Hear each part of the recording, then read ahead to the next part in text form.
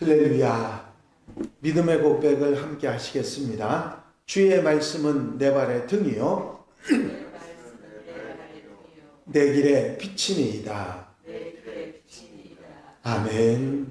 오늘 함께 보실 하나님의 말씀은 시편 74편 말씀입니다. 시편 74편 1절로부터 마지막 절 23절 말씀까지 한 절씩 교독하시겠습니다. 시편 74편 말씀입니다. 하나님이여, 주께서 어찌하여 우리를 영원히 버리시나이까? 어찌하여 주께서 기르시는 양을 향하여 진노의 연기를 뿜으시나이까?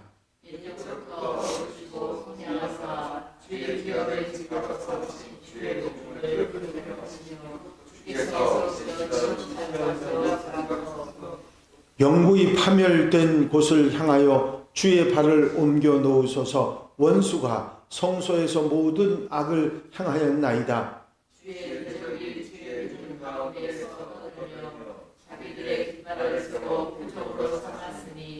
그들은 마치 토끼를 들어 삼림을 베는 사람 같으니이다.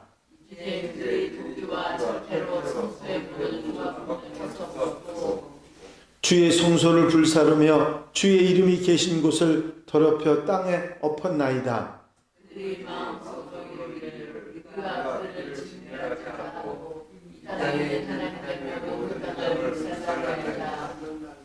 우리의 표적은 보이지 아니하며 선지자도 더 이상 없으며 이런 일이 얼마나 오래는지 우리 중에 아는 자도 없나이다.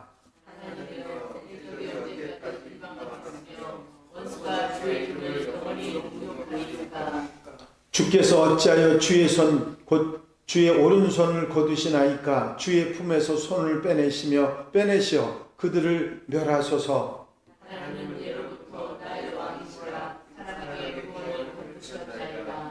주께서 주의 능력으로 바다를 나누시고 물 가운데 용들의 머리를 깨뜨리셨으며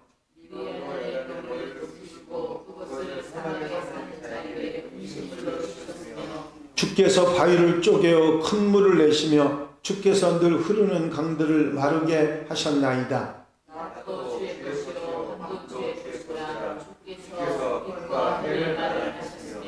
주께서 땅의 경계를 정하시며 주께서 여름과 겨울을 만드셨나이다.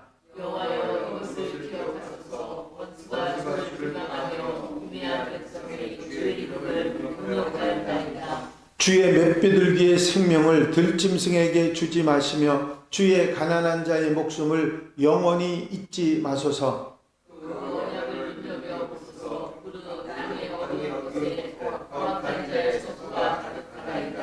학대받은 자가 부끄러이 돌아가게 하지 마시고 가난한 자와 궁핍한 자가 주의 이름을 찬송하게 하소서.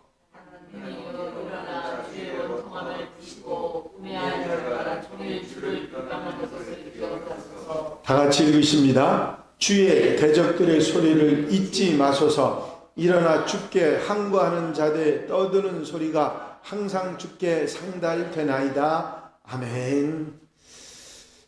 할렐루야.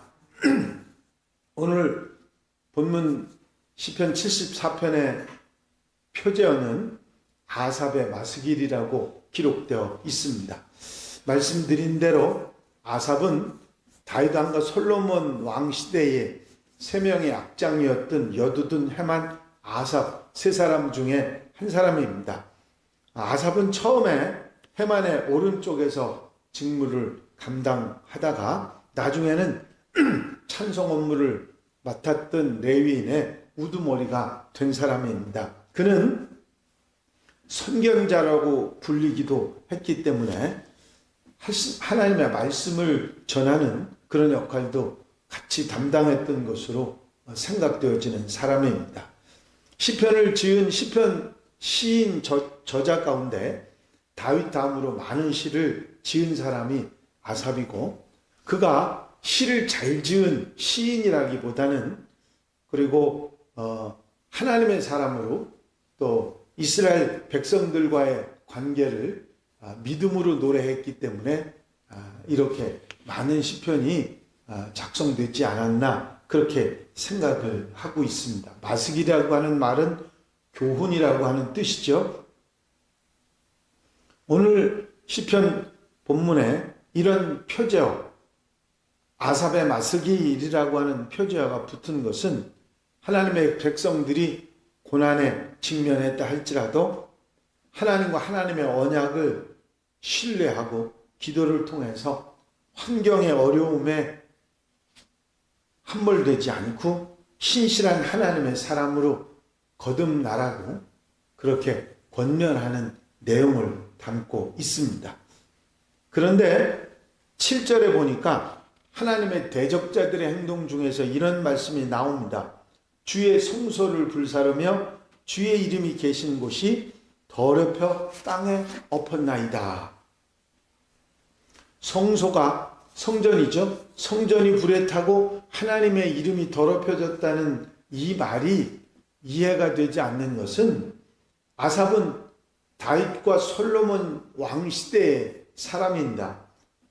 다윗 왕 때는 아직 성전이 지어지지도 않았고 솔로몬 왕 때 성전이 지어지기는 했지만 성전이 불탄 적이 없어요. 성전이 불탄 거는 주전 586년 한참 뒤에 바벨론이 예루살렘을 멸망시켰을 그때를 말하는 것인데 그때 성전은 무너지고 온 예루살렘이 초토화 되었었습니다. 그리고 유다 백성 중에 많은 백성들이 바벨론으로 포로로 끌려가서 수십 년을 거기서 보냈죠. 70년이 지난 다음에야 고레스 왕 때에 성전을 돌아와서 다시 짓지 않았습니까?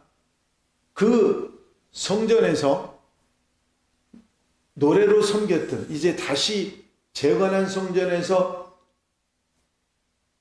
다시 제사를 드리면서 노래로 섬겼던 사람 중에 아삽 자손들이 있었습니다. 지금 이 시편을 쓴 사람은 솔로몬 다윗 시대의 아삽이 아니라 그 후손의 한 사람이 이제 그 일을 기억하고 아삽의 이름으로 시편을 짓지 않았나 학자들은 그렇게 생각을 합니다. 하나님이여 주께서 어찌하여 우리를 영원히 버리시나이까? 어찌하여 주께서 기르시는 양을 향하여 진노의 연기를 뿜으시나이까?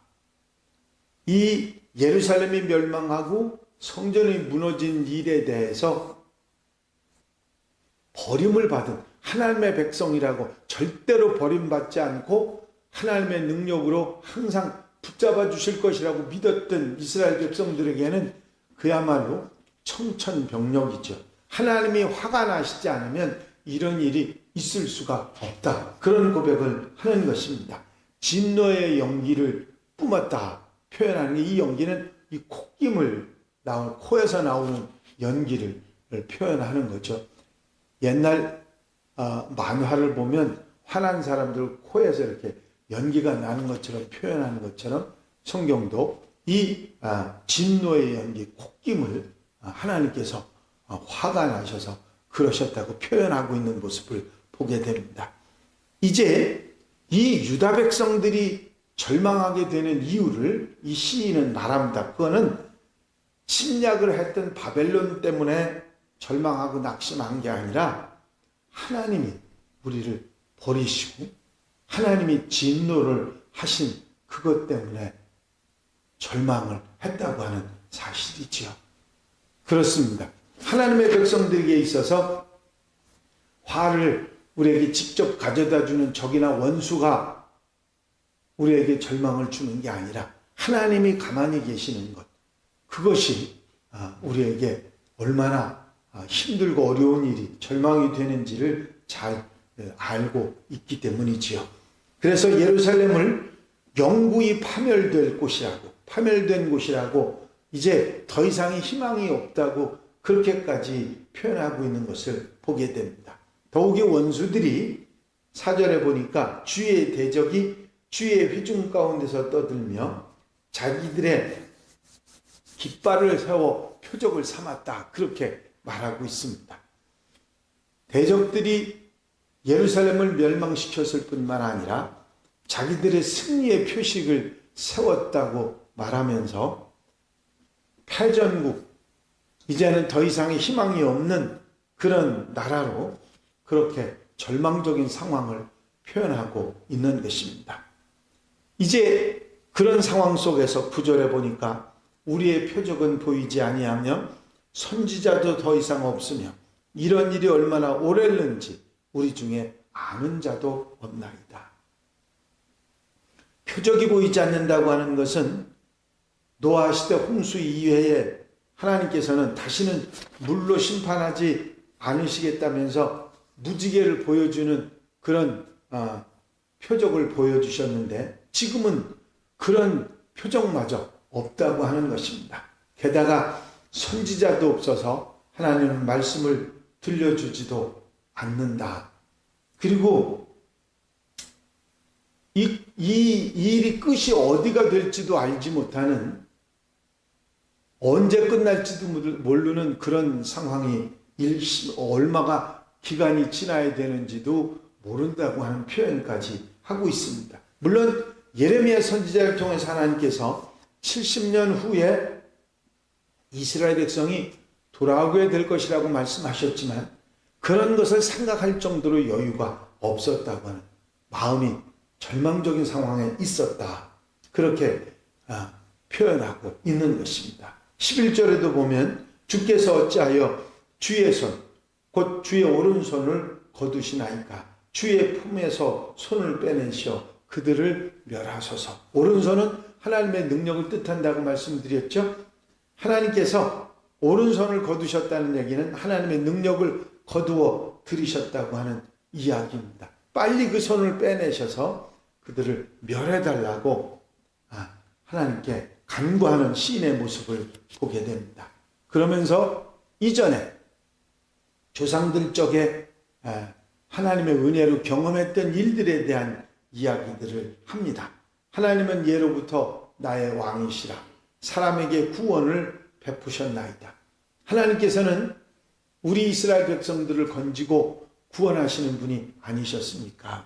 주께서는 주의 능력으로 바다를 나누시고 물 가운데 용들의 머리를 깨뜨리셨으며 리워야단의 머리를 부수시고 그것을 사막에 사는 자에게 음식물로 주셨으며 주께서 바위를 쪼개어 큰 물을 내시며 주께서 늘 흐르는 강들을 마르게 하셨나이다. 이게 출애굽에서 가나안의 땅에 들어오기까지 하나님의 역사들을 다 표현하고 있는 이야기입니다. 바다를 나누셨다고 하는 것은 홍해를 가른 걸 말씀한 거고, 물 가운데 용들의 머리를 깨뜨리고 리워야단의 머리를 부수셨다고 하는 것은 애굽의 군사들을 물리쳐 주셨다고 하는 것을 말하는 것이고, 사막에 사는 자들에게 음식을 주셨다는 것은 만나와 메추라기의 역사를 말하는 것이고, 늘 흐르는 강들을 마르게 하셨다고 하는 것은 요단강을 멈추게 하신 이야기를 기록하는 것입니다.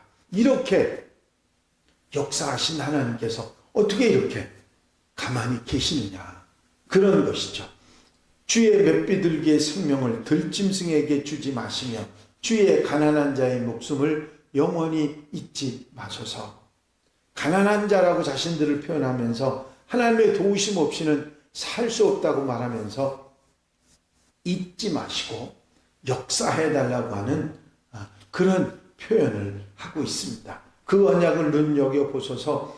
무릇 땅에 어두운 곳에 포악한 자의 처소가 가득하나이다. 학대받은 자가 부끄러이 돌아가게 하지 마시고 가난한 자와 궁핍한 자가 주의 이름을 찬송하게 하소서. 이 도움이 필요한 백성들을 도와주셔서 주의 이름을 찬송할 수 있게 해달라고 하나님을 더욱 바라보는, 믿음으로 바라보는 마음을 표현하고 있는 것을 보게 됩니다. 하나님이 일어나 주의 원통함을 푸시고 우매한 자가 종일 주를 비방하는 것을 기억하소서. 원통함을 풀어달라고, 주의 백성이 원통합니다 하는 말을 하고 싶었지만 주의 원통함을 풀어달라고 표현하는 것은 하나님도 하나님의 백성이 이렇게 되는 모습을 보시고 원통하시지 않습니까? 기억해 주시옵소서. 가슴을 두드리며 아파하시는 하나님을 기억하는 시인의 모습을 보게 됩니다. 굉장히 힘들고 어렵고 암담하고 절망적인 상황 속에서 끝까지 하나님을 바라보는 믿음의 모습을 보게 되는 시편입니다. 이 말씀을 마음에 두시고 다윗이 시편을 통해서 고난 속에서 항상 하나님을 바라보고 그 절망을 이겨냈던 것처럼 이 아삽도, 이 아삽의 후손이죠. 아삽의 후손도 눈앞에 절망과 암담한 상황 속에 그것을 바라보는 것이 아니라 하나님을 바라보며 하나님의 능력의 성취를 구하는 믿음의 표현을 하는 것을 보게 됩니다. 이런 시편을 남겼다고 하는 사실은 오늘 현대에서도 후대의 그리스도인들, 하나님의 백성들도 절망 가운데서 소망을 하나님께 두고 하나님을 바라보며 힘을 얻어 하나님의 능력에 힘입어 살아가는 하나님의 백성들이 되라고, 시선을 눈앞에 있는 암담한 상황에 두지 말고 하나님께 두라고 권면하고 있는 말씀을 우리가 듣게 되는 것입니다. 오늘 말씀에도 아멘하고 이 아삽의 마시길에도 아멘하면서 세상을 이기고 승리하고 믿음으로 살아가는 하나님의 백성들이 다 되시길 주 이름으로 축원합니다. 축원합니다. 기도드리십니다. 사랑과 은혜가 영시 많으신 아버지 하나님, 오늘도 말씀 주셔서 절망 상황, 암담하고 힘든 상황 가운데서도 하나님을 바라보고 있는 아삽의 눈을 통해서 우리의 믿음의 눈이 세상을 보는 것이 아니라 하나님을 바라보고 살아가고 소망을 가지고 살아야 함을 가르쳐 주시니 감사를 드립니다. 오늘도 아멘하며 이 말씀을 따라 신실하게 아버지 주님을 바라보며 아버지 복되게 살아가는 한 날이 되게 하옵소서. 오늘부터 날씨가 매우 추워 건강이 염려되어 오니 주님께서 지켜 인도 보호해 주시사 눈동자같이 사랑하는 성도들 가정 심령들마다 은혜로 함께하여 주시옵소서. 한날의 삶 속에서도 하나님의 백성으로 살아가는데 부족함이 없이 인도해 주실 줄로 믿사옵고 예수 그리스도의 이름으로 기도하옵나이다. 아멘.